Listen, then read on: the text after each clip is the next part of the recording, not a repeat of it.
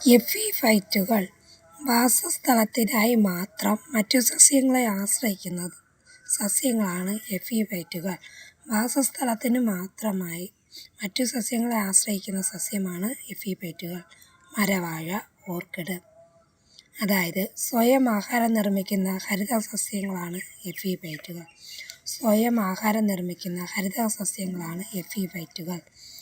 മരവാഴയുടെ വേരുകൾ തടിച്ചതാണ്. കൂടാതെ അവയ്ക്ക് അന്തരീക്ഷത്തിൽ നിന്ന് ഈർപ്പം വലിച്ചെടുക്കാനും കഴിവുണ്ട്.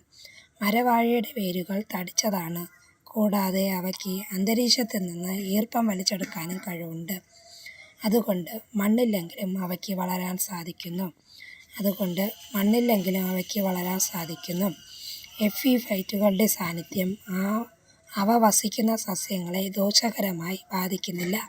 കാരണം അവ ആഹാരം, ജലം, ലവണങ്ങൾ എന്നിവയ്ക്കൊന്നും ആതിഥേയ സസ്യങ്ങളെ ആശ്രയിക്കുന്നില്ല.